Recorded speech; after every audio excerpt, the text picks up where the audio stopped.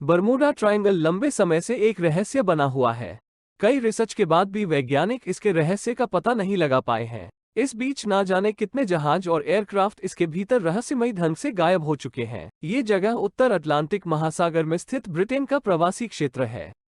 जहाजों के असामान्य रूप से गायब होने की सूचना सबसे पहले 1950 में मिली थी। बाद में बरमूडा ट्रायंगल क्षेत्र से गुजरने वाले जहाजों के गायब होने की कई खबरें सामने आने लगी। वैज्ञानिकों द्वारा कई सिद्धांतों को ये कहते हुए सामने रखा गया था कि एक गुरुत्वाकर्षण खिंचाव मौजूद है जो जहाजों और उड़ानों को बिना किसी निशान के नीचे खींचे जाने का कारण हो सकता है।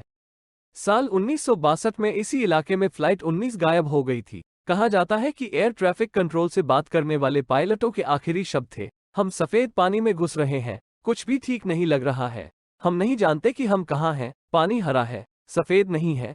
इससे पहले वो कुछ और कहते हुए संपर्क खो देते हैं। लेकिन अब बरमूडा ट्रायंगल रहस्य से एक हिंदू ऐतिहासिक संबंध जुड़ गया है जिसके कुछ तर्क हैं। ये तथ्य हिंदू रीति रिवाज और परंपराएं वैज्ञानिक तथ्यों पर आधारित है, न कि मिथकों पर। शिव पुराण के अनुसार ऊर्जा को अन्य रूपों में रूपांतरित किया जा सकता है, इसे आध्यात्मिक शक्तियों के भीतर छिपाया जा सकता है या ग्रह पर किसी भी रूप में रखा जा सकता है, लेकिन इसे नष्ट नहीं किया जा सकता है। बरमूडा ट्रायंगल, जिसे डेविल्स ट्रायंगल के नाम से भी जाना जाता है, का उल्लेख रामायण में आश्चर्यजनक रूप से मिलता है। इसमें एक शैतान की कहानी बताई गई है जिसने भगवान हनुमान को मारने की कोशिश की थी। यही बरमूडा ट्रायंगल के निर्माण का कारण था। कहा जाता है कि छायाग्रही के नाम से लोकप्रिय राक्षसी सिंहिका हिंद महासागर में निवास करती थी, जिसने भगवान ब्रह्मा द्वारा किसी भी वस्तु को अपनी ओर आकर्षित करने का वरदान प्राप्त किया था, चाहे वो कितनी भी शक्तिशाली क्यों न हो। इस कारण कोई उसके पास से गुजरने की हिम्मत नहीं करता था।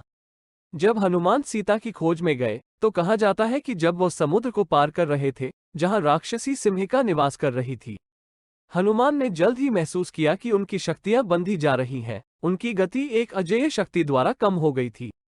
जब उसने इधर उधर देखा तो उसे एक तैरती हुई राक्षसी दिखाई दी जो उन्हें अपनी ओर खींच रही थी।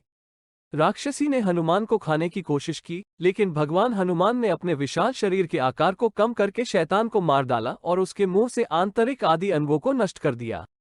सिन्हिका की बेटी इस घटना से घबरा गई और अज्ञात स्थान पर भाग गई, जो कि बरमूडा ट्रायंगल हो सकता है। बरमूडा ट्रायंगल से जुड़ी एक और कहानी है। रावण भगवान शिव का बहुत बड़ा भक्त था। कहा जाता है कि उसने अपनी ध्यान और तपस्या से कई वरदान अर्जित किए थे, जो उसकी अपार शक्ति का मुख्य कारण भी था।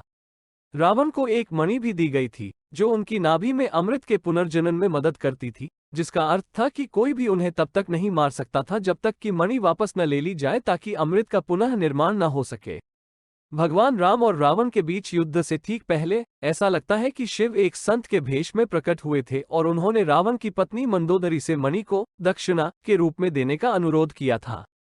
मंदोदरी अच्छी तरह जानती थी कि मणि का रहस्य भगवान शिव, वो स्वयं और रावण के अलावा और कोई नहीं जानता था। उन्होंने महसूस किया कि यह रावण के समय का अंत था और बिना मना किए उन्होंने शिव को मणि प्रदान कर दी थी। युद्ध के दौरान भगवान राम ने उनकी नाभि पर ब्रह्मा का बाण चलाया था। रावण जमीन पर गिर पड़ा था और उसके शरीर से अमरता का अमृत निकल चुका था और रावण मारा गया था।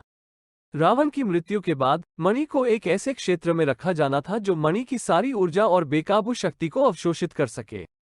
मणि लेने वाले भगवान हनुमान ने इसके प्रभाव और शक्ति को कम करने के लिए इसे गहरे समुद्र में रख दिया। मणि रत्न स्पष्ट रूप से महासागर के सबसे गहरे केंद्र में रखी गई थी, जिसे आज बरमूडा त्रिभुज के रूप में जाना जाता है। हालांकि इन दावों का समर्थन करने के लिए कोई वैज्ञानिक प्रमाण नहीं है, लेकिन यह एक आश्चर्य की बात है कि क्या ऐसे रत्न के अस्तित्व में होने की संभावना है, क्योंकि जब लोगों ने कहा कि राम सेतु अस्तित्व में है तो बहुतों ने विश्वास नहीं किया। लेकिन बाद में वैज्ञानिक तथ्यों से पता चला कि तैरता हुआ पत्थर दुनिया में मौजूद था और श्रीलंका और तमिलनाडु के बीच का पुल मानव निर्मित था, और लोगों को यह एहसास हुआ कि रामायण केवल पौराणिक कथा नहीं थी।